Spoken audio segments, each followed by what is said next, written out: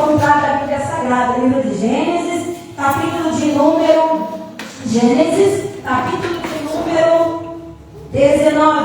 Gênesis, capítulo de número 19, versículo de número 27 e versículo 28. Uma palavra muito linda, Deus tocou meu coração já há uns dias e nós vamos estar meditando nesta noite, nesta palavra. Gênesis, capítulo 19 e versículos 27 e 28. Quantos encontraram, digam amém? Amém. Diz assim a palavra do Senhor: E Abraão levantou-se naquela mesma manhã de madrugada e foi para aquele lugar onde estivera diante da face do Senhor. E olhou para Sodoma e Gomorra e para toda a terra da campina e viu, e eis que a fumaça da terra subia como a fumaça de uma fornalha. Amém? Fecha os teus olhos, levanta a tua mão para o céu e diga comigo assim: Senhor Jesus, fala comigo nesta noite, através da tua palavra. Eu preciso e eu quero ouvir a tua voz. Amém. Toma o teu assento em nome de Jesus. E se é para glorificar o Senhor, fique à vontade para adorar.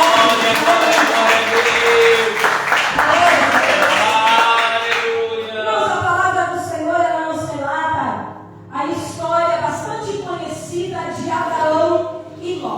E eu gostaria de voltar com você alguns capítulos na Bíblia para nós entendermos quem era Ló. Abraão, todos nós conhecemos Abraão, mas a Bíblia Sagrada nos relata a história deste homem que dividiu alguns capítulos da Bíblia com Abraão, que se chamava Ló. A Bíblia nos fala lá no iniciozinho do livro de Gênesis, no capítulo 12, quando Deus chamou Abraão e lhe fez promessa, disse para Abraão sair do meio da sua parentela, sair da sua casa e ir para uma terra onde Deus iria ainda lhe mostrar. E a Bíblia afirma que Abraão, quando ele juntou ali a sua esposa, os seus trabalhadores, o seu gado, as suas ovelhas, a Bíblia diz que Ló, filho do seu irmão, o acompanhou nesta viagem para esta terra que ninguém sabia ainda onde era. Era esta que Deus havia prometido, manaria leite e mel. Porém, a Bíblia diz que Abraão e Ló saíram junto com todos os seus pertences e foram peregrinar pelo deserto. E a Bíblia diz que eles pararam em um determinado lugar onde havia ali pasto, grama suficiente. Se nós pararmos para pensar um pouquinho, todo o Antigo Testamento nos relata muito sobre a peregrinação do povo no deserto. Deserto é terra árida, portanto, terra de difícil acesso a grama, pasto para as ovelhas, para o gado, para os bodes, os carneiros, os animais que eles possuíam. E a Bíblia Sagrada nos diz que aonde eles estavam, estava ali em um lugar, vamos dizer assim, como se fosse um oásis. Ali tinha comida, ali tinha água para os animais. Porém, a Bíblia diz que eram demais. Tinham vários animais do rebanho de Abraão e vários animais do rebanho de Ló. E a Bíblia Sagrada diz que eles começaram a brigar, os pastores de Abraão com os pastores de Ló, porque esse pasto aqui é para as minhas ovelhas. Não, mas esse pasto aqui tem que ser para as minhas. Não, mas tu está pegando só no pasto. Não, mas deixa um pouquinho para nós. Imagina a situação, né? Se era pouco e os animais eram muitos, os pastores discutiam. A Bíblia diz então que Abraão chegou para Ló e disse para Ló: não, a gente é família, não pode estar brigando, não vamos estar discutindo, vamos manter a nossa paz. Vamos fazer o seguinte, então cada um de nós segue o nosso caminho e eu vou deixar você escolher para onde você vai. E aqui eu já quero começar a pregar nesta noite que o Espírito de Deus, o próprio Deus, ele sempre coloca diante de nós uma escolha. Nós escolhemos o que vamos fazer. A Bíblia nos diz que Jesus ele nos deu algo chamado livre-arbítrio.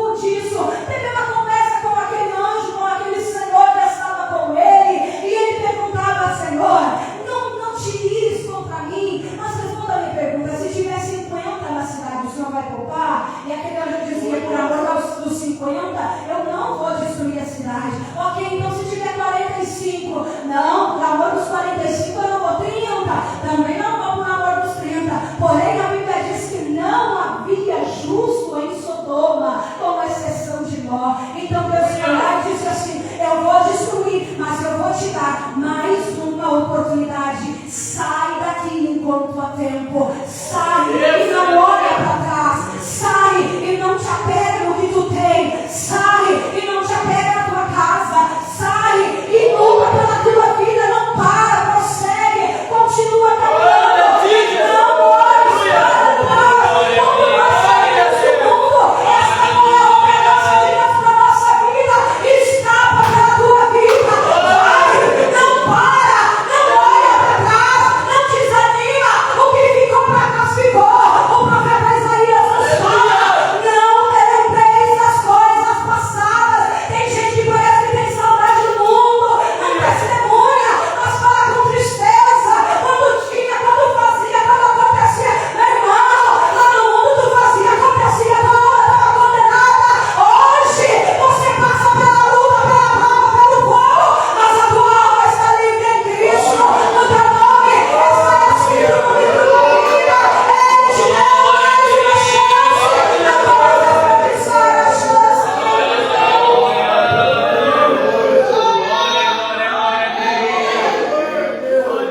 Tem tanta gente nessa última hora da igreja desperdiçando a oportunidade que Deus tem nos dado. Deus nos deu. Quantos de nós, assim como Ló, Deus libertou e nós voltamos para a prática do pecado. Nos afastamos, caímos, desviamos, mas mais uma vez Deus nos deu a chance. E hoje, mais uma vez, Ele nos alerta. Não é hora de nós parar. Não é hora de nós olhar para trás. Não é hora de nós pensar no que ficou para trás. O que ficou para trás ficou. Eis que tudo se fez novo. Eis que Ele faz novas todas as coisas. O passado já não era mais, mas e o futuro? O que nos aguarda no futuro? Eu não quero mais saber do passado. O que eu fazia longe de Cristo, aquela criatura já morreu, não vive mais. Mas agora é uma nova criatura que tem um novo anseio, que tem uma nova esperança. E essa esperança está em Cristo, na eternidade. E tem muita gente que não conhece, ainda não consegue ver a importância da salvação da alma. O Senhor nos dá esta chance e não para. Não olha para trás. Escapa pela tua vida. Olha que lindo. É hoje Jesus dizendo para nós: não olha para trás, escapa pela tua vida. A Bíblia Sagrada nos afirma que Ló, então, o anjo viu que ele estava demorando, ele pegou da mão de Ló e ajudou Ló a sair de lá. Não é assim que Deus faz com nós? Quando a gente está na dificuldade de abandonar as coisas do mundo, o próprio Deus vem que toma da nossa mão e nos ajuda a sair de lá. Porque se não é a mão dele, a gente não consegue. A gente está pegado. Muitos de nós passamos por isso e é verdade. A Bíblia mesmo nos afirma que a carne, ela quer as coisas da carne. Nossa matéria, o nosso corpo físico, nós somos nascidos do pecado e queremos alimentar o nosso corpo, o nosso físico com o pecado. Porém, a nossa alma, ela veio do sopro das narinas de Deus. A nossa alma, ela anseia nele, ela anseia o céu, ela anseia voltar para casa, ela anseia estar com Cristo. Por isso vivemos numa guerra, mas não é fácil sair do mundo, sabemos disso. A carne lutando, querendo ficar, querendo permanecer, querendo continuar no pecado, querendo continuar no erro. Por quê? Porque é mais confortável. A Bíblia Sagrada, eu costumo dizer que se o Evangelho não nos confronta, ele deixa de ser Evangelho. Porque o Evangelho é confronto. Você já se deparou naquele dia que você queria ficar deitadinho debaixo da coberta? Queria ficar olhando ali um filme, olhando uma série, comendo uma pipoca com a tua família, cansado depois do dia de trabalho, mas você tinha propósito na igreja, você tinha propósito de oração, você precisava levantar para dobrar os teus joelhos para orar.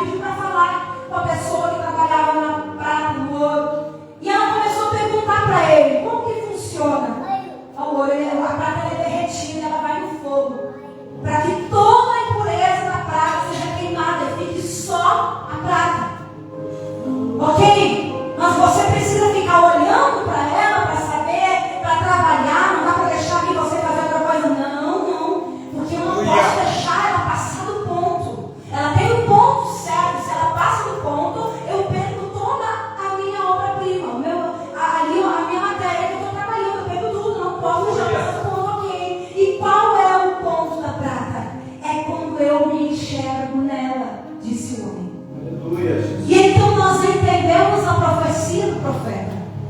Somos prata na mão do Senhor. E Ele trabalha em nós. Aquele dia que dói, aquela semana que foi tão difícil de passar, aquele fogo que a gente precisa passar, que a gente diz assim, a gente jura que está morrendo no fogo, que está morrendo na fornalha, que está morrendo no deserto, mas o Senhor Ele está ali olhando para nós e dizendo, aguenta só mais um pouquinho, porque ainda não está no ponto. Não está no ponto, não vai passar no ponto, porque eu não vou perder. A obra é minha, essa joia é minha, e eu estou trabalhando nela, mas e agora? Já está pronto? Então o Senhor Ele diz assim, ainda tem um pouquinho de Tatiana aí que precisa queimar mais um pouco, porque eu ainda não estou vivendo por completo nessa obra. Por quê? Porque o ponto da prata é quando Ele se enxerga nela. Jesus Ele tem que olhar para nós e não enxergar em você, Ele tem que enxergar Ele vivendo através de você. Ele quando olha para mim, Ele não tem que enxergar Tatiane, mas Ele tem que enxergar Cristo vivendo através de mim. O fogo pode estar ardendo, mas é porque ainda não estamos no ponto. Ele não vai perder a sua obra, Ele não vai perder a sua joia, Ele está trabalhando. Aleluia. Quando nós abandonamos a prática do pecado, entramos nos pés de processo de purificação, não é fácil. E às vezes achamos que Deus nos colocou no fogo e esqueceu de nós no fogo. Não é possível. A luta é tão grande que acho que o Senhor botou eu aqui para me tirar depois e esqueceu de me tirar desse deserto. É porque ainda não é a hora. É porque ainda não estamos no ponto certo. Se chegar no ponto certo, pode ficar tranquilo, aquele com a própria mão dele, ele vai lá e te arranca dali daquele fogo. Ele com a própria mão dele vai lá e te arranca desse deserto. Ele com a própria mão dele foi lá e arrancou nós de dentro de Sodoma. Aqui não é o teu lugar. Deus não te chamou para morrer em Sodoma. Deus te chamou para viver as promessas dele na tua vida, viver as maravilhas que ele tem para realizar na tua vida. Ele te chamou para viver o excepcional dele na tua vida.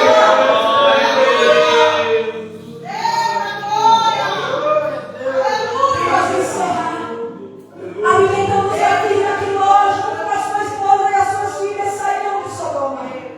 E o anjo então deu este conselho para eles: não olha para trás, escapa pela tua vida, não para. E todos nós sabemos o que aconteceu. Ló pediu então a permissão dos anjos para que ele pudesse ir para a cidade mais próxima, porque ficaria melhor para ele. O anjo assim permitiu, mas a ordem continuou a mesma: não olha para trás. Só que a Bíblia diz que a mulher de Ló olhou para trás. E todos nós conhecemos essa história.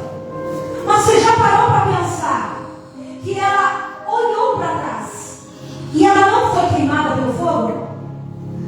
Porque se era fogo, a Bíblia diz que caía do céu enxofre, caía do céu bola de fogo. Ela poderia ter sido queimada, ela poderia ter sido pulverizada, carbonizada, mas não. Ela virou uma estátua. O que eu vejo? Despertou assim o meu interesse. Por que estátua? Você já parou para pensar que estátua é um ser inanimado? Estátua não se mexe, estátua não sente, estátua não fala, estátua não ouve, é um ser inanimado. Como assim, irmão? Não estou entendendo o que tu quer dizer. Deixa eu te explicar. Tem muito crente que ainda está dentro da igreja, mas está olhando lá para Sodoma. Por isso que já não sente mais a presença de Deus, não chora mais no culto, não fala mais uma língua estranha, não se renova mais com Deus. Por quê? Porque está olhando para Sodoma, perdeu o foco, está olhando para trás. Tem crente que ainda está dentro da igreja, mas não ouve mais a voz de Deus, não escuta mais a promessa do Senhor, não escuta mais a voz do nosso Cristo. Por quê? Porque já está virado uma estátua, está olhando para trás, não avança, não retrocede, mas está ali parado, não cresce, não diminui, não evolui, não retarda, não, está simplesmente ali existindo. Meu irmão, Deus não te chamou para ser estátua, Deus te chamou para você viver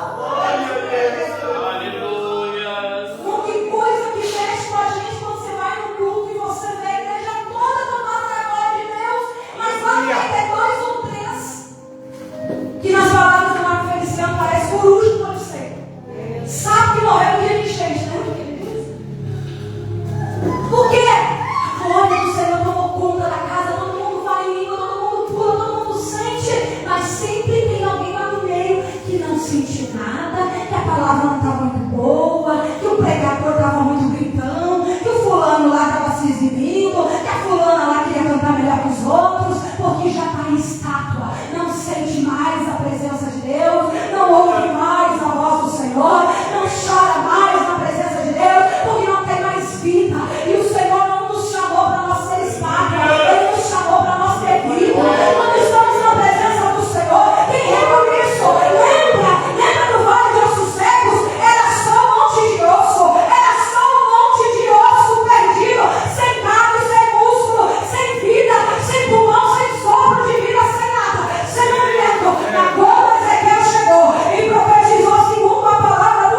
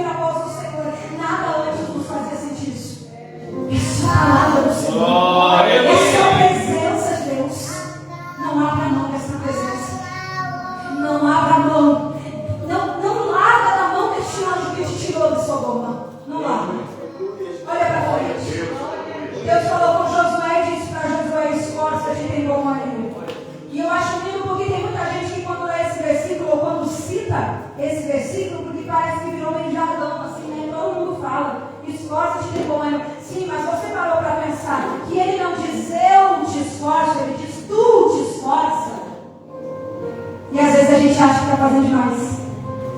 O que é se esforçar? É quando a gente diz assim, não aguento mais, mas eu ainda vou.